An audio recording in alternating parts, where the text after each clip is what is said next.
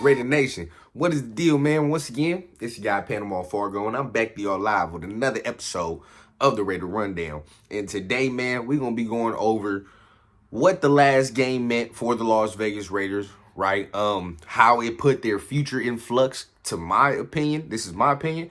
And at the same time, man, where do they go from here after last week? So without further ado, man, let's go ahead, get the intro started. Let's get the show cracking.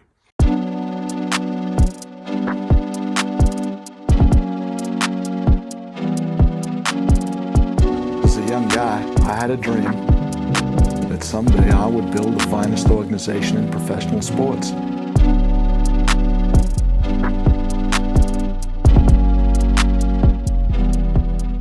What is the deal, Raider Nation? Once again, like I said, you back for another episode of the Raider Rundown. Tomorrow, we back to our regularly scheduled program, right? My vacation over, so we back to the regularly scheduled stuff. We got Turf and Rundown tomorrow, so make sure y'all tune in for that. And without further ado, make sure you guys are hitting that like and the subscribe button. So today, man, what we gonna be doing? We're gonna be discussing the state of the Las Vegas Raiders, right? And what the last game meant. Now, the Las Vegas Raiders did lose their last game to the Indianapolis Colts, right? It was by 3 points, but realistically, you watching the game, right?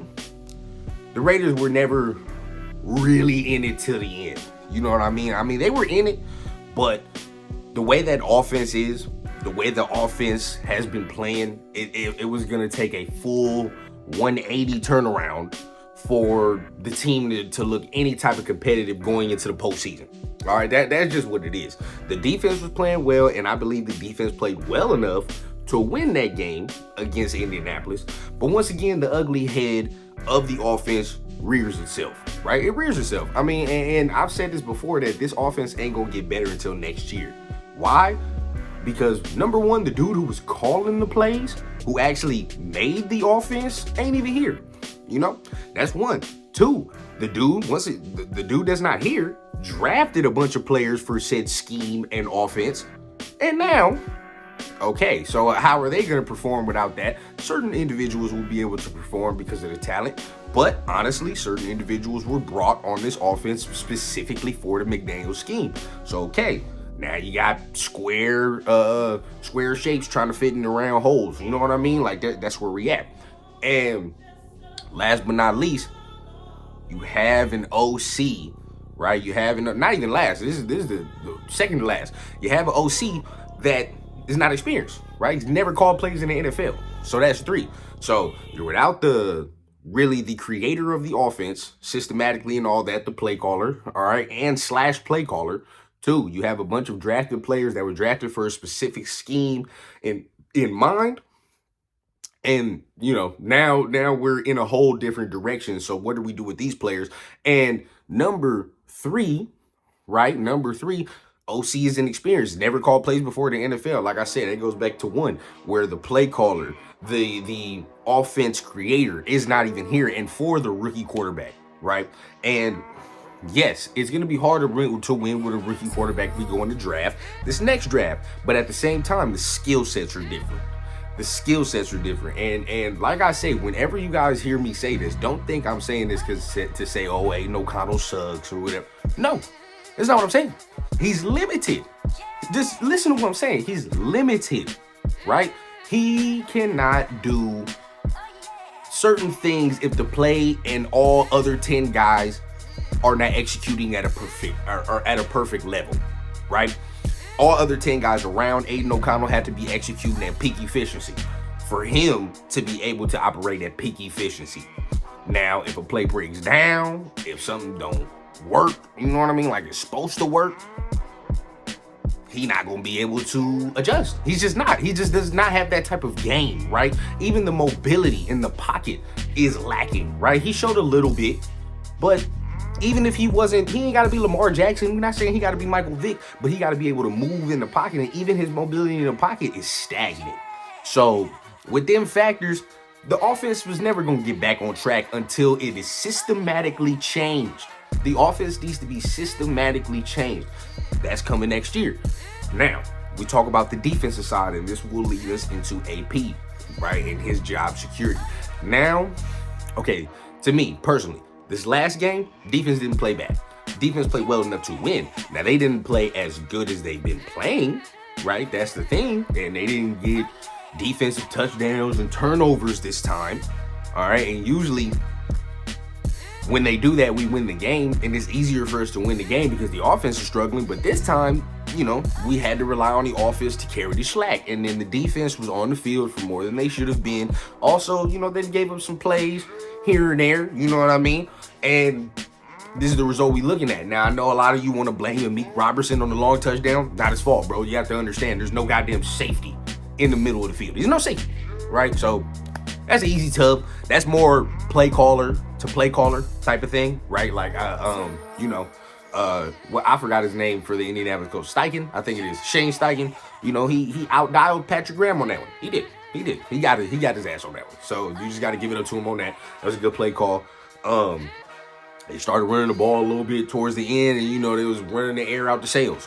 We had and we didn't start the way that I would think we would start, right? It wasn't as aggressive as last week. Now, maybe because last week had so much energy, they wasn't going to start with too much aggression this week. But at the end of the day, like coming from an AP coach team off of these weeks, they usually start fast. They usually start with aggression. And this time they didn't. They waited until halftime. And this team, we all know they're not good enough to wait until halftime to turn the switch. They're just not good enough yet. So there we are. And then that brings us to AP. And now we go to the coaching factor, right? Undisciplined this last game. Uncharacteristically undisciplined. Okay? Like penalties up the ass. Many of them questionable. Yes, I know. Many of the calls that we were receiving were very, very questionable. But we can't blame it on the calls, right? We put ourselves in that situation. The team put themselves in that situation to lose that game. So, the call at the end of Jack Jones was bullshit, and it shouldn't have been called. He wasn't offsides, even on the PI. Bullshit, right? Trash. But the team was not executing up to them points and left it up to the ref. And we all know as Raider fans, you can't leave the game up to the refs. Can't. As a Raider fan, bro, that's number one rule, bro. If the game is left up to the refs, we pretty much gonna get screwed. So there was that. So on the AP part, uncharacteristically undisciplined. All right, and then clock management. Everybody was complaining about clock management towards the end of the half. Me personally, like I said, I don't have a problem with it, and here's the reason I don't have a problem with it. Because honestly, I understand it, and this is why I say I understand. This is, to my knowledge, this is what I'm thinking. Okay, just off of playing. The way he looked, the way AP looked at the end of the first half, and the way the team looked at the end of the first half, just drained, no life. He called that timeout. There was 40 seconds. It dwindled down to 10 seconds. He called that timeout to tell them, no, your ass is going to play another play because you guys are not giving 100% max effort. Now, you may not understand that if you haven't played. Maybe, you know what I mean? If you haven't played the game, you may not understand it. You may do. But, certain times, if a coach is not liking the effort from his team, he'll do shit like that. He will. I've been a part of that. I've seen multiple other coaches do something like that, where it's like, it's a message being sent. Nah, y'all not giving 100% effort like y'all should. You know what I mean? So we gonna call that timeout. We gonna line it up again, and y'all gonna bang. That is mentality, right? And you see how they came out in that second half with a little better energy, with a little better mentality. So I think that is what it was, and obviously I think he cussed their ass out at halftime. But that's what I think that was. So clock management last week wasn't as bad as most people want to say. To me, it wasn't as bad. Aggression, I don't think. There were times in spots that I think he was too aggressive, if that makes sense. There was, at the beginning of the game, bro, like, why are we throwing so much at the beginning of the game? You know what I mean? We shouldn't have been throwing so much. Zeus was not featured like he should have been to start that game off, right? Now, if you want to tell me the first two drives, like, all right, we're going to throw the ball, catch him off guard. All right, cool. But it wasn't working. All right, it wasn't we threw the ball damn near 50 times this game, bro. No. You know what I mean? We can't have that. That's bad. That's not a winning formula. He went for it a couple times on fourth down. offense couldn't execute. I mean, at the end of the day, there were times we were going to go for it on fourth down, but it's not AP's fault that somebody jumps off sides, somebody holds, right? It's Illuminor, right? Like, it's like, goddamn, you know, every time we got to the 50-yard line, it was something else. Something else that was pushing the offense back, and we all know that this offense, one, they not good enough to turn it on in the second half, and two, they not good enough to even start slow and all. Like, bro, they're just, you know, this offense is so lackluster, bro. It's so lackluster. It's like goddamn embarrassing to watch. It's terrible. You know what I mean? It's terrible. But like I said, threw the ball damn near 50 times. Doesn't make sense. He was aggressive enough, went for it on a couple fourth downs, but we couldn't get out our own goddamn way. Every time we got out of the 50-yard line, couldn't get out our way. Now, is that on AP for not being disciplined? Maybe, but it's hard for me to say that they weren't prepared for that game. You know, in the way they looked all the other games. Last game, I put more on the players. That's just me. It's my personal opinion. Like I said, on this channel is my personal opinion. I put the last game more on the players than I do the coaching staff. Now, when I talk about coaching staff, trust me, I'm already excluding Bo Hardegree. Like, he's gone. He's gone. You feel what I'm saying? There's no need to even speak on that. No need to even speak on Bo Hardegree, because at the end of the day, we thank him for what he did. We appreciate that he came in the pinch, had to do what he had to do. You know, it was a little unfair circumstances too. Understandable. But yeah, he's not coming back next year. So ain't no point to dwell on it, right? Ain't no point to dwell on none of that. The whole offense is done. You know, the whole offense is cooked, pretty much, except for Devontae, Jacoby, and, you know, some people on the O-line. And we're going to get into all that when the offseason comes, because we're gonna be doing some good draft content. We're going to be doing some good offseason content, free agency. Oh, yeah, we're going to make a plan to build this team correctly. What I want to do with y'all, let me know if y'all interested, man. We gonna go through the off season, man. We gonna build our perfect off season together. Now, obviously, I got my vices, but we gonna be doing it together. So stay tuned for the off season. It's gonna be real crazy, man.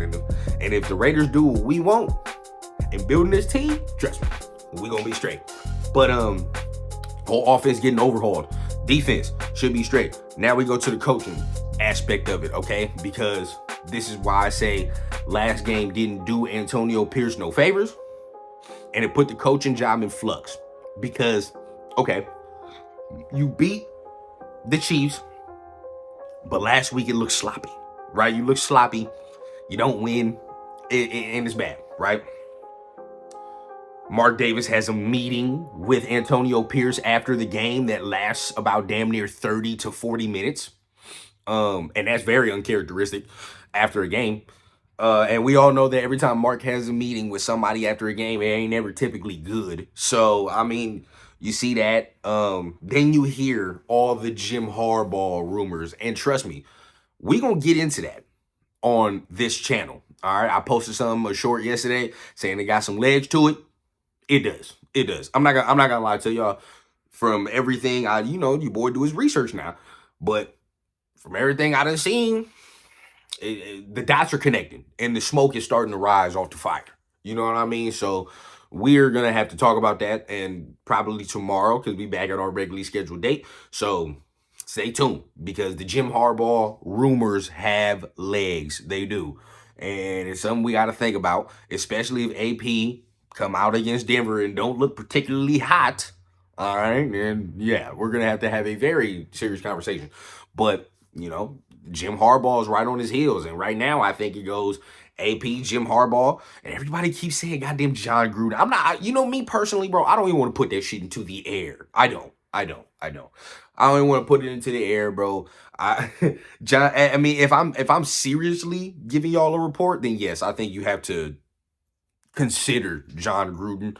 It'd be foolish not to consider John Gruden. I'm not talking about I would want him. I'm just saying that Mark is considering him. As fans, we have to think about that, because, John Gruden is a very real possibility. I don't know why, but he is.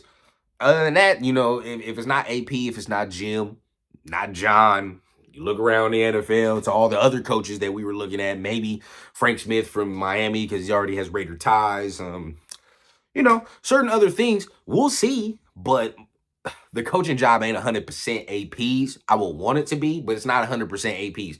I want the continuity. I want Champ Kelly to be the GM. I want everybody to stay intact. I want PG to stay intact, but the future is definitely in flux. Oh, and last but not least, I just forgot this, Jim Harbaugh hiring a certain agent that has very strong Raider ties and is strong Raider ties. So it's going to be very interesting to see what happens in the offseason. But the Raiders playoff hopes are diminished, right? It's done. So now we got to look towards the offseason, free agency, draft, all that. So it's going to be, a turmoilous offseason. We're going to see who's going to be the head coach. But I'm going to keep y'all updated. I'm still going to be dropping during the offseason and still going to have hella content for y'all. So make sure y'all stay tuned. Follow me on all the socials for some of the updates and how I'm dropping. But until then, hit the like, hit the subscribe button. And I'm going to see y'all next time, man. And remember, always keep it authentic from the clouds to the ground on the Raider Rundown.